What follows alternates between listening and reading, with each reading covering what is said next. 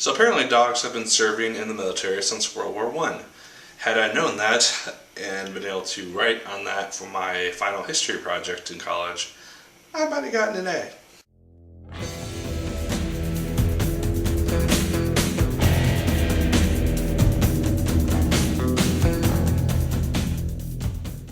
Hello once again, watchers of good movies. My name is Nick Pell, and this is once again coming from my apartment, and today I'm going to be talking about the film Max. Now, just so you know, I almost did not go and see this movie because I had Arkham Knight playing on my PS4 at about 15 minutes before the movie was about to start, and at the last second I'm like, screw it, I'll go see it. It'll probably not be good. I'm going to see it anyway. Let's talk about it.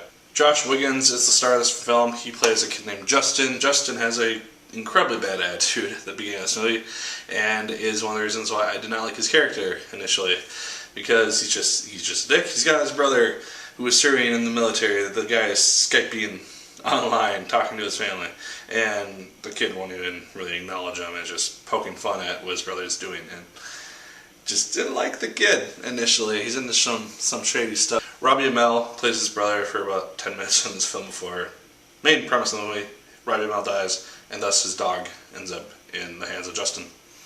Trailers show that fairly clearly. Honestly, I would have liked to see a film just about Robbie Amell's character and his dog, just like on their tours in the Middle East. I think that would be actually a really interesting film, just showing how dogs are kind of used in the military and stuff like that. It's not really something that's really well known, and so I think that'd be kind of interesting. So when the first 10 minutes are done showing that stuff, the movie does kind of slow down just a tad. But what does save this movie is the performances, because as far as I could tell, everyone did a really good job in the performances for this film. Josh Wiggins did really good.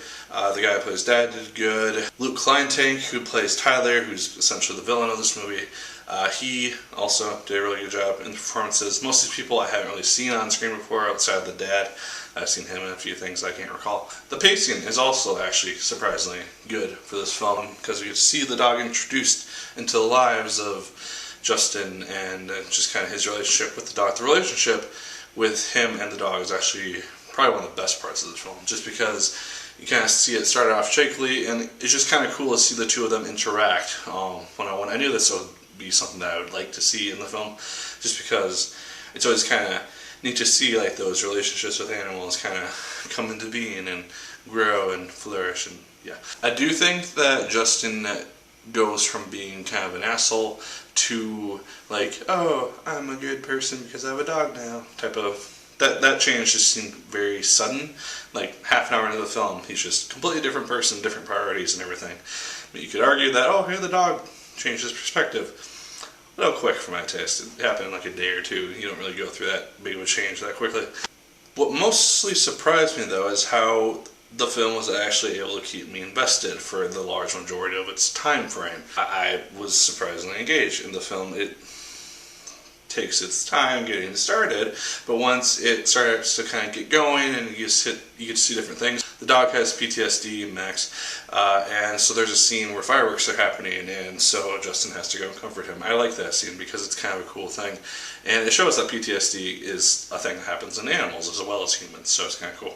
And then end credits, is something that I actually enjoy when end credits do this, so I'm going to talk about it. They show a bunch of pictures of service dogs in the military from World War I up to present day. And it's kind of a cool thing to see, because again, it wasn't something I was aware of was a thing until this film. The story in this film, however, is predictable as all heck. You know where it's going to go, you know generally what's going to happen with these characters, all that stuff. So it wasn't a huge surprise when the end came. Then it was filmed really nicely and it worked, but you knew how this was generally going to end up happening, because we've seen this formula a million times by now in movies mainly aimed at children and young adults. So wasn't terribly surprised at the way the film progressed, but I wasn't terribly upset about it either. When I saw the trailer for this film, I expected a cheese fest. It looked cheesy as all hell, and I was not looking forward to seeing it. I almost did not go and see it because of my perception. It's not a terrible film. It's not a great film by any means, but I actually did enjoy it somewhat. It kept me invested. Performance is really good, the pacing's not terrible, and besides the story and the quick change of character that Justin goes through, it's not bad. So, those are my thoughts on Max. Leave yours in the comments down below. If you've seen Max, did you like it as much as I did? Did you hate it more than I did? Let me know. Like, favorite, comment, and subscribe. Once again, every such choose, I appreciate it immensely. And as always, merry people, my name is Nick Pell, and once again, keep on watching.